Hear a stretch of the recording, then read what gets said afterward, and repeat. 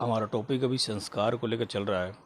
तो जो दूसरा संस्कार है वो है पुष्पन संस्कार।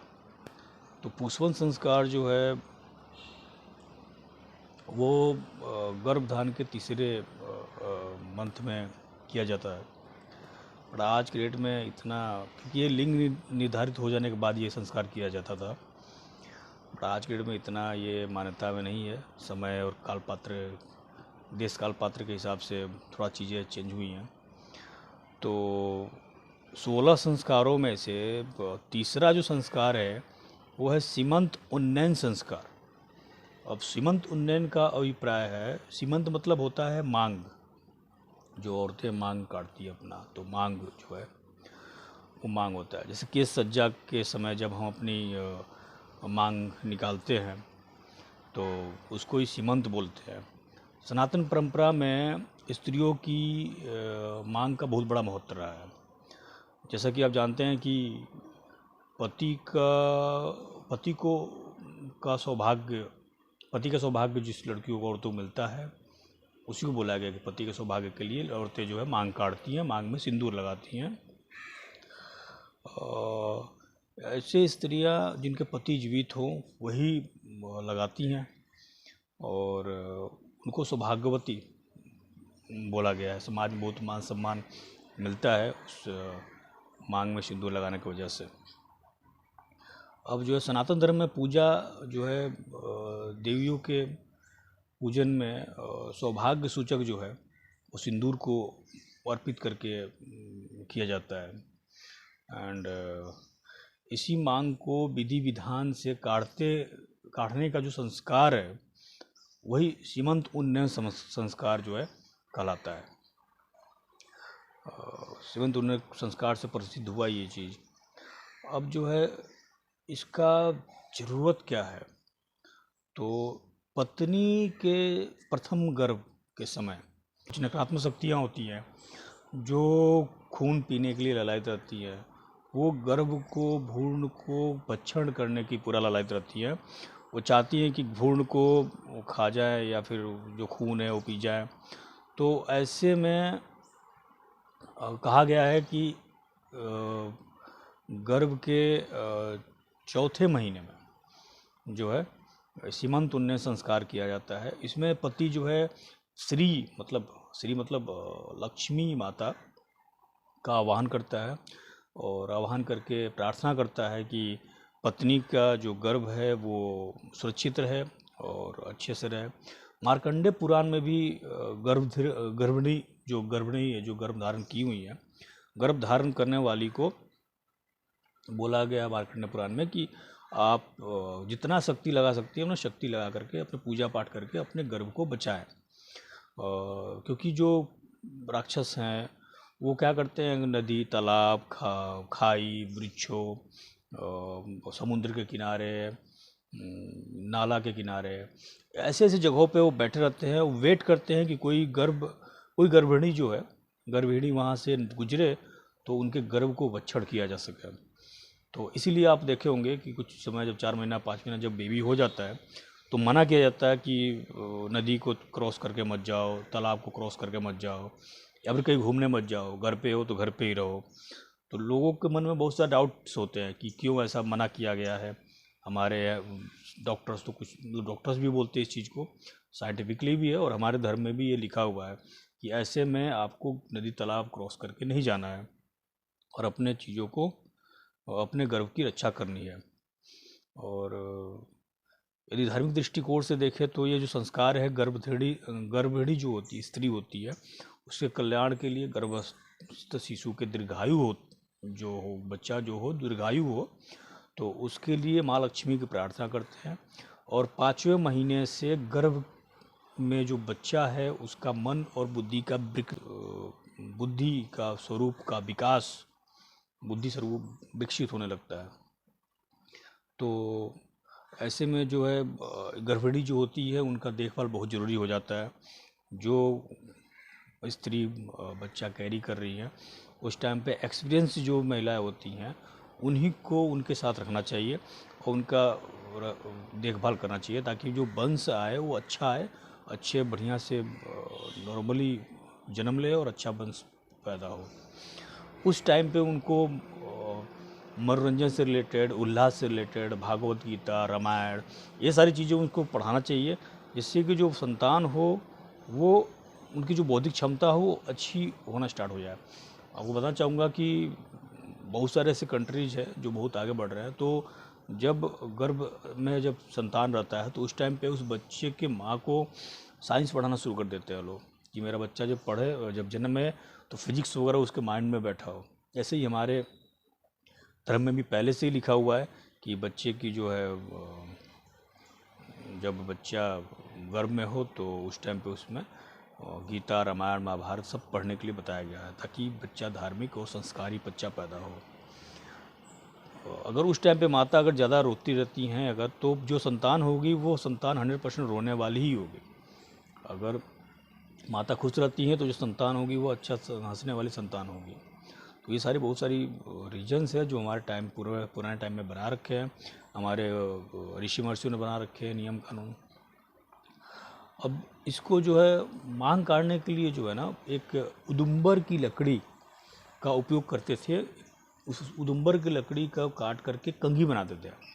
अब उस कंघी से जो धारण की हुई जो माता होती थी, उनका जो स्त्री होती थी, उनका मांग काटते थे, जो उनके पति होते थे।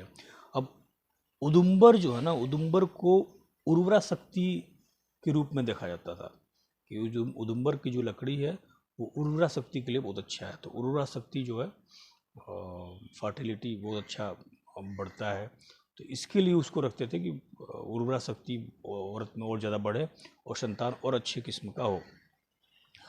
जिस प्रकार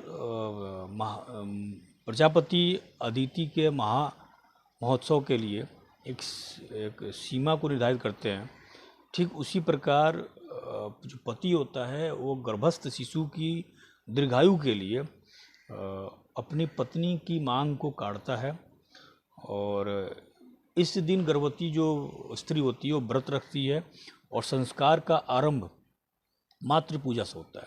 इसके बाद नंदी श्राद्ध और प्रजापत्य होम वगैरह किया जाता है। उसके पश्चात गर्भिणी जो होती है, जो गर्भ धारण की है, वो प्रज्वलित अग्नि के जो पश्चिम, अग्नि जो जलाए जाते हैं उसके पश्चिम दिशा में मुख करके बैठती हैं, और विषम संख्यक कच्चे फल, कुशा, शाही के बाल एंड ये सारी लकड़ियों को एक साथ बांध कर और ओम भूर्भुवस्सुवः मंत्र को 3 बार बोलते हुए वो जो है बाल को काटता है, मांग को काटता है। क्या है कि बौधायन ने कहा है कि फल के स्थान पर उदुम्बर के फल को बोला हुआ है पुराणों में, बट बौधायन जो बोलते हैं वो बोलते हैं कि फल के जगह पे कच्चा जो अंकुरित जो होता है उसका भी उपयोग कर सकते हैं। इसके पश्चात जो होता है कि गर्भिणी को जो उदुम्बर की जो लकड़ी होती है उसको एक मजबूत धागे में बांध करके और अपने गले में, और वो जो स्त्री होती है वो पहनती है, और इसके बाद स्त्री को चावल की बोरी, सफ़ेद तिल और घी को देखने को पति कहता है। इससे अब देखने से क्या होगा कि लिखा हुआ है कि इसको देखने से जो है जो संतति होगी उसको हमेशा पशु संपत्ति और दीर्घायु ये सब चीज़ें बढ़ोतरी होगी। तो उसमें से जो 3 चीज़ें हैं, अन्न की बोरी है, चावल की बोरी है एंड सफ़ेद तिल है एंड घी है, इन 3 चीज़ों को देखने के लिए बोलता है पति कि उस संस्कार के दौरान पत्नी देखेगी। अब इसके जो संस्कार का जो मुहूर्त वगैरह जो बताए गए हैं उसमें क्या है कि अलग अलग आचार्यों ने अपना अलग अलग भेद दिया है। तो गृहासूत्र जो है, गृहासूत्र बोलते हैं, उस गृहासूत्र में चौथे और 5वें महीने में इस संस्कार को करने के लिए बोला गया है। और जो एक स्मृति ग्रंथ है, स्मृति ग्रंथ में भी इसको 6ठे से 8वें महीने में करने के लिए संस्कार को बोला गया है। थोड़ा मत अलग अलग हैं, बट ठीक है, फाइनली काम वही करना है, वही पूजा पाठ करनी है। उसके अलावा जो है पुरुष नक्षत्र में जब वो मुहूर्त निकालते हैं तो उसमें बोला गया है कि पुरुष नक्षत्र के समय में आचार्यों के निर्देश के हिसाब से इस काम को करना चाहिए।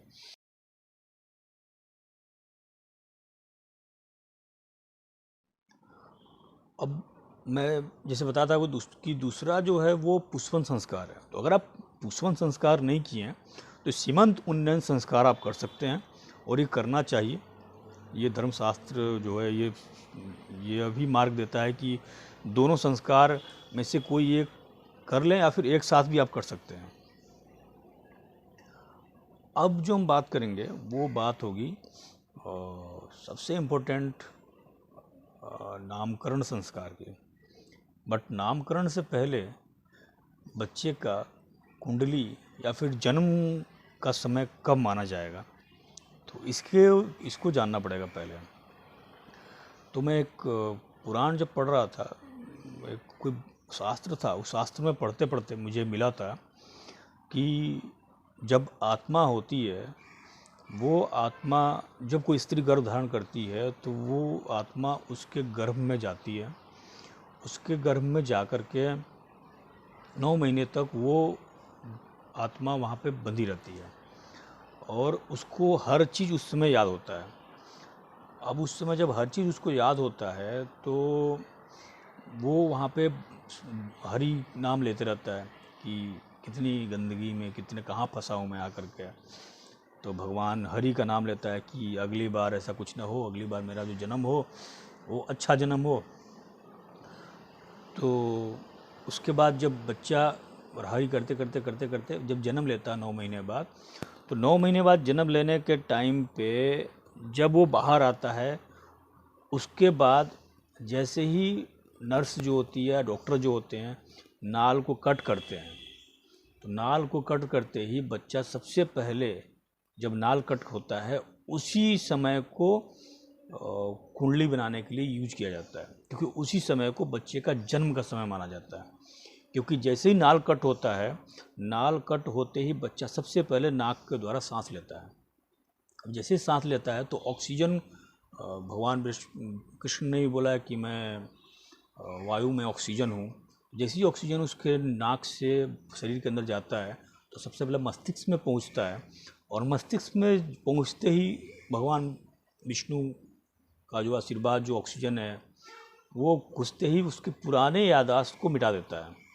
और पुराने याददाश्त को मिटाते ही वो भूल जाता है जो भी पूरे जन्म में जितने भी चीज़ें उसके साथ घटना घटित हुई रहती हैं, वो सारी चीज़ों को भूल जाता है।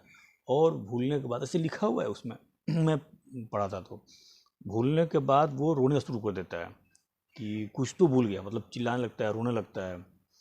तो बेसिकली मेरा बताने का यही रीज़न था कि जो नाल कट करते हैं, नाल कट करते टाइम ही उस टाइम को नोट करना है, उसी टाइम पे बच्चे का जन्म माना जाता है। अब जन्म के बाद नामकरण सबसे इम्पोर्टेंट है कि नामकरण क्या होना चाहिए, नामकरण होना चाहिए। तो नामकरण संस्कार जो है, नाम और रूप, ये 2 उपाधियाँ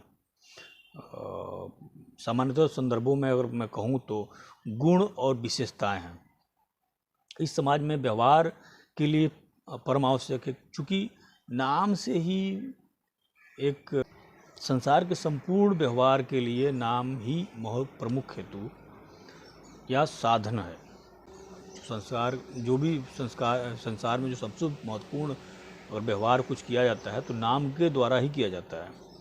अब नाम सभी कर्मों में शुभता का एक संवाहक है, और भाग्य में वृद्धि के लिए भी नाम को एक कारण माना गया है। नाम से कृति मिलती है, और इसलिए नाम को नामकरण संस्कार के अंतर्गत रखा गया है। अब इसमें जो है पहला नाम जो है वो जन्म नक्षत्र के आधार पर होता है कि बच्चा किस नक्षत्र के किस चरण में जन्म लिया है। तो इसमें 2 तरीके देखने को मिलते हैं कि पहला जन्म के समय जो नक्षत्र होता है उस समय उस नक्षत्र के चरण के अक्षर के आधार पर जातक का नाम होता है। यदि किसी का जन्म कृतिका नक्षत्र के प्रथम चरण में हुआ है तो चूँकि इस प्रथम चरण का अक्षर अ से आता है, इसलिए पुत्र का नाम जो होगा या वो अनंत होगा, अच्युतम होगा इत्यादि ऐसे। और अगर लड़की हुई, पुत्री हुई, तो पुत्री का नाम जो है अहिल्या होगा, अनामिका होगा, अपर्णा होगा, ऐसे नाम रख देते हैं। अब जो दूसरा तरीका है नामकरण का, वो जो नामकरण का तरीका है वो नक्षत्र के देवता और नक्षत्र के नाम के आधार पर रखा जाता है।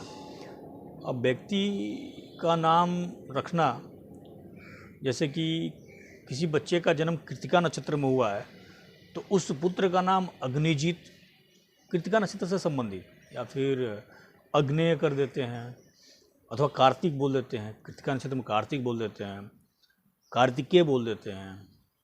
अगर कन्या लड़की जन्म ली हुई तो कृतिका रख देते हैं, अग्निशिखा रख देते हैं।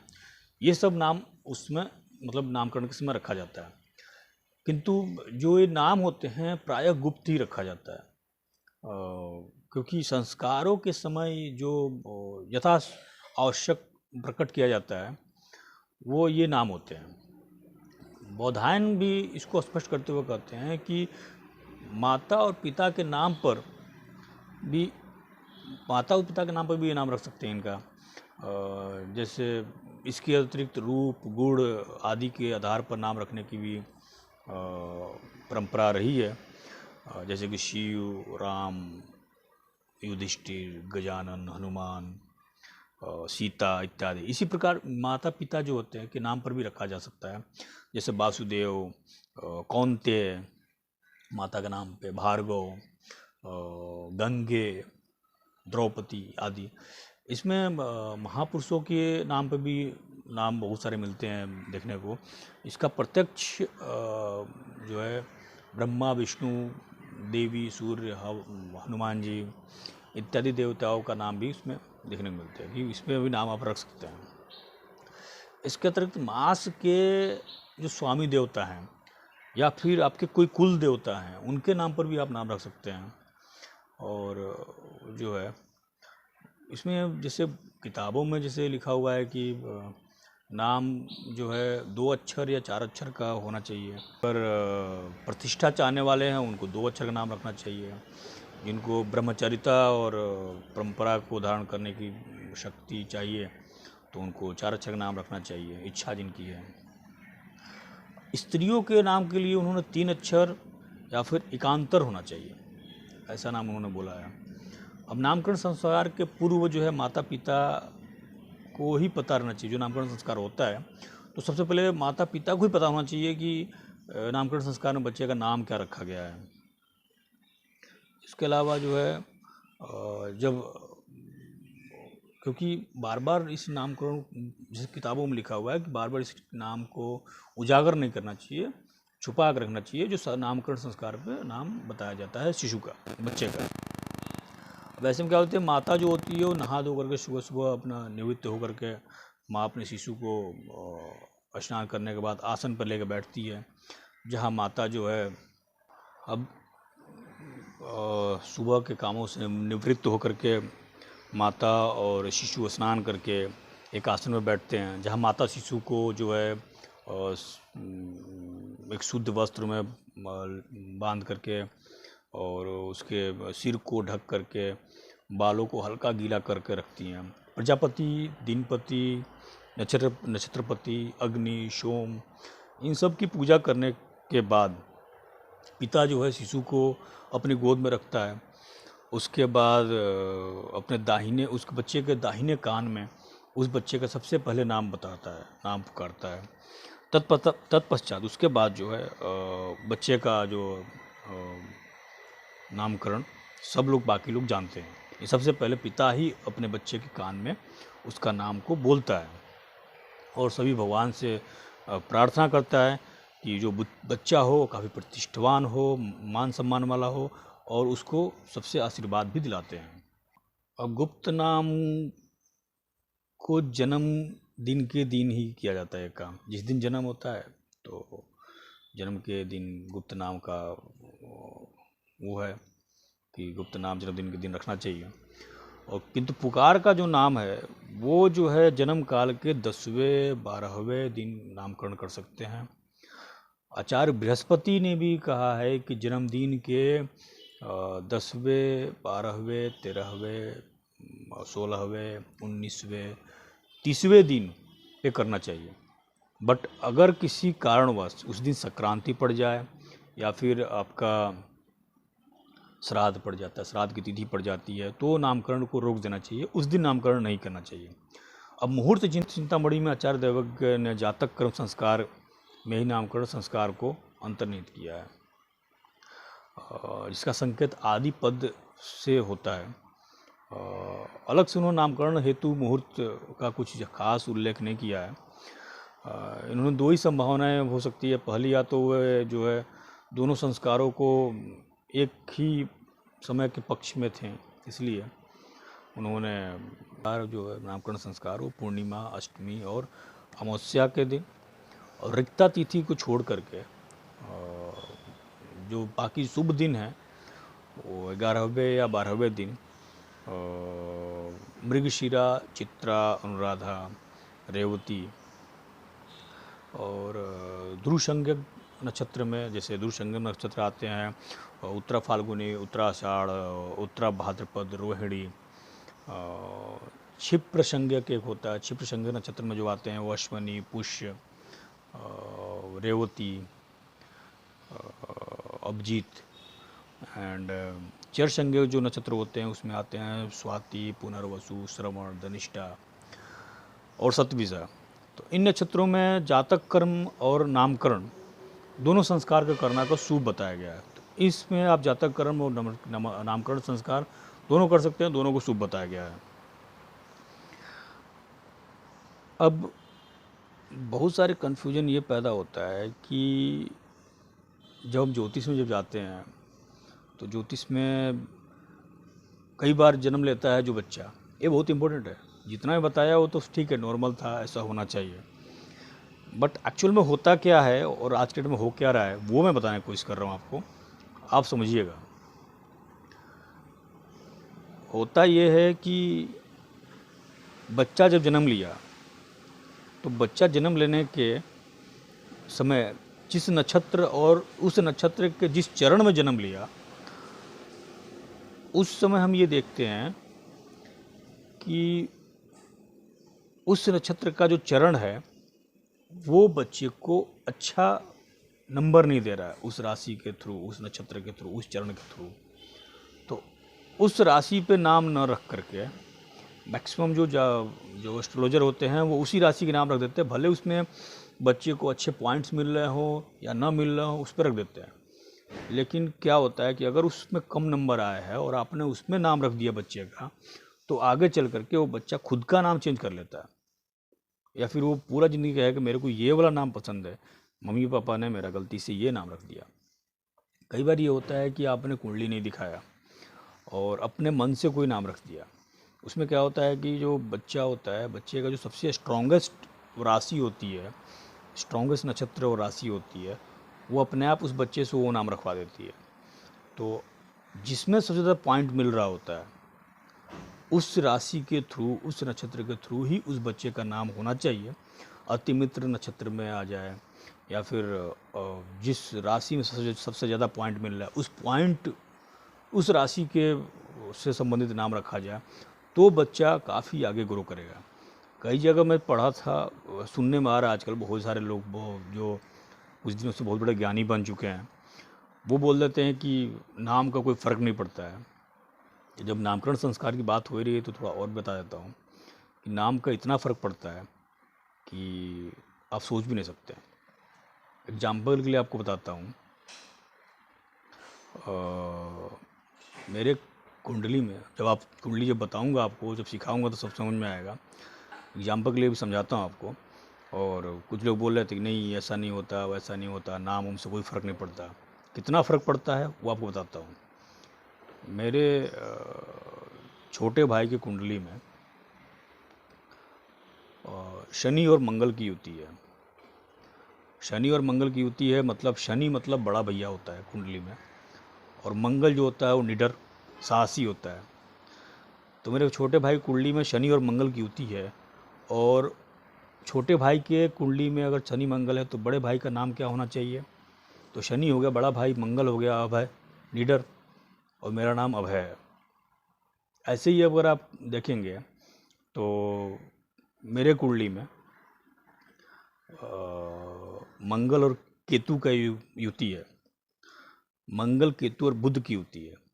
अब ऐसे में अगर नाम का कोई फ़र्क नहीं पड़ता है तो मेरे आने वाले छोटे भाई का नाम क्या होगा, वो कैसे डिसाइड होगा? तो वो ऐसे डिसाइड होगा कि मेरे कुंडली में मंगल मतलब छोटा भाई, बुध मतलब आनंद एन्जॉयमेंट, और केतु मतलब विजय। तो मेरे छोटे भाई का नाम विजय आनंद है। मंगल छोटा भाई, केतु विजय, विजय पताका बोलते हैं केतु को, और उसको बोलते हैं आनंद। बुध को बोलते हैं आनंद, तो विजयानंद। नाम का कोई फ़र्क नहीं पड़ता है। लोग बोलते हैं नाम का कोई फ़र्क नहीं पड़ रहा है, बहुत सारे ज्ञानी हो रहे हैं, उनको समझाता हूँ आज नाम का फ़र्क कैसे पड़ता है। इंटरलिंकिंग डेस्टिनी बोलते हैं इसको। और जब मैं ज्योतिष में अच्छे से जब कुंडली बनाना सिखाऊंगा तब आपको डीप लेवल तक पढ़ाऊंगा, आपको ऐसी ऐसी चीज़ें बताऊंगा जो आपको समझ में आएगा और रियली आपसे रिलेट होता हुआ दिखेगा।